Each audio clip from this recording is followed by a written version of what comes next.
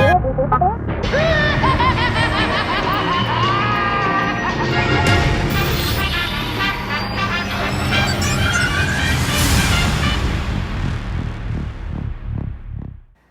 everybody, and welcome to another episode of Guy's Comic Life, and I'm your host, Guy, of course. So, we got a great comic book haul. I got a book I always wanted. I didn't get a lot of new comic books. There were plenty that were there, but there's not a lot coming out next week, so I figured what I didn't grab this week, I will grab next week, because Spider-Geddon came out this week, but there were a lot of variants, and there was a $5 price tag, so I'm like, I'm just going to get Spider-Geddon next week. And there was a lot of good Spider-Man stuff. Everything that came out this week was a great read. So yeah, let's get started with the new books, and then I'll show you the back issues that I picked up. And the coolest read, I've been loving these what ifs, man.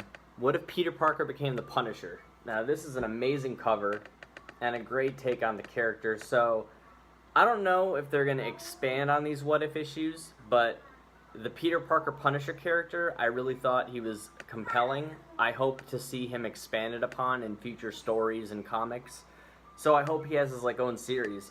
So it's an interesting concept. So instead of becoming Spider-Man, you know, he obviously becomes the Punisher, and he's a very violent version of Spider-Man.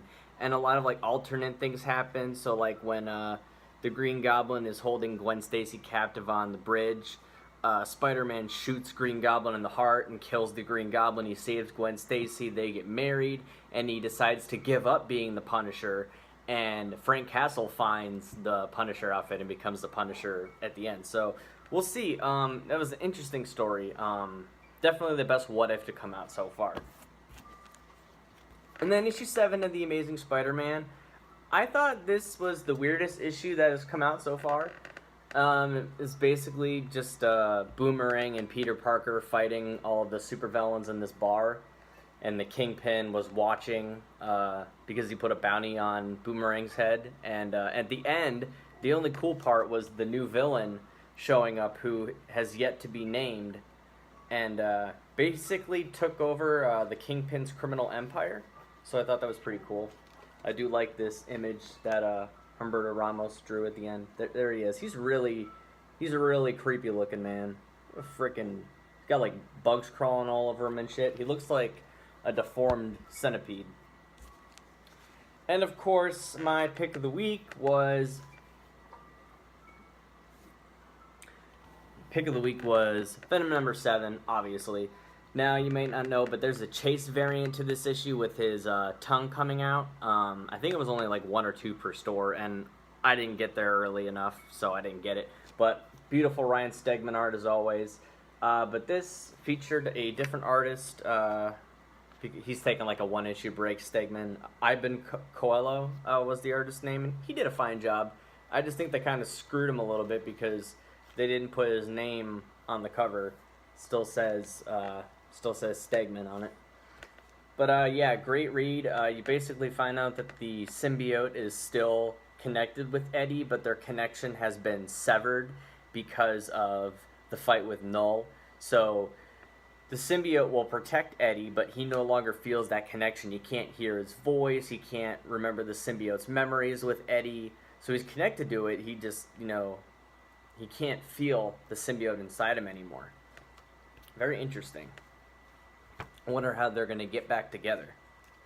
Now, this was strictly a cover grab from DC. There were other DC covers that I wanted, but they were all sold out. Like Suicide Squad 47, the Matina I wanted with Harley Quinn, that sold out in 2 minutes, apparently. And that Jenny Fresen Wonder Woman cover looked cool. But the only one I did get was Red Hood and the Outlaws 27. I love Jason Todd's new costume. And this Yasmin Putri variant cover is pretty dope. I didn't get number 26, but this was, nonetheless cool to grab. So those were my 4 new comic books that I grabbed. And since I didn't grab that many new books, I was able to get some back issues. This was free, so I was like, why the hell not? Amazing X-Men 1, I'll give that a read. Book that came out in the 90s. And I guess this is The Age of Apocalypse and Andy Kubert cover. So that's pretty cool. And everybody's been raving about the new Spider-Man suit from the Far From Home footage. And this one is not the Far From Home suit, but this is featured in the Spider-Man PS4 game. And this is the Mark II Spider Armor. Dan Slott, when Dan Slott was actually good on the Spider-Man run. So, pretty sweet cover. I approve.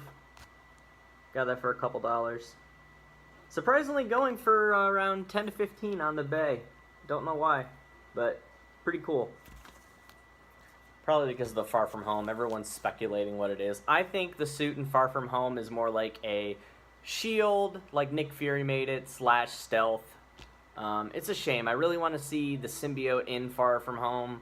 It's not going to happen. Hopefully they can do it in the third Spider-Man.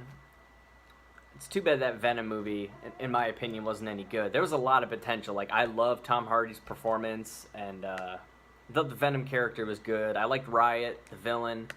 It's just, besides Tom Hardy, I didn't really like any of the performances in the movie. I didn't like the CGI. The story was kind of eh. Like, if it came out 20 years ago, I would have thought it was perfect. But for the time, it just wasn't good. And speaking of Venom and Spider-Man, I picked up a key book that I'm happy to share with you. This was sitting on my wall, or the LCS comic wall, for $50, and I'm friends with the guy, so I talked him down to $40, and it's a book I always wanted, and I am happy to present Web of Spider-Man 118, graded at an 8.5 white pages. This is the first appearance of the Scarlet Spider. Not the first Ben Reilly, but the first time he donned the Scarlet Spider identity. What an amazing costume. You talk about classic Spider-Man. This was the costume that I grew up with, being born in 1993. I think the Scarlet Spider premiered in 1994. And the first villain that Scarlet Spider fought was Venom. So in this issue, Venom and Scarlet Spider fight, and there are rumors that in the Venom series by Donny Cates, the Scarlet Spider will cross over with Venom. And if that happens, this book will blow up. So I'm very happy to have this. I mean, I've always wanted it, but that was just more incentive for me to grab it. And at an 8.5, that's pretty good. 9.8, this book goes for like almost $200 at a 9.8. So 8.5, can't beat it. I love these new cases too. They're so thick. So yeah, guys, that's my haul. I hope you enjoyed. Next weekend I have a lot more new books, not as many back issues. And as always, if you enjoyed the content, hit the notification below, subscribe, be a part of Guy's Comic Life. You know you want to. And as always, I will see you next week on New Comic Book Wednesday. Peace out, family.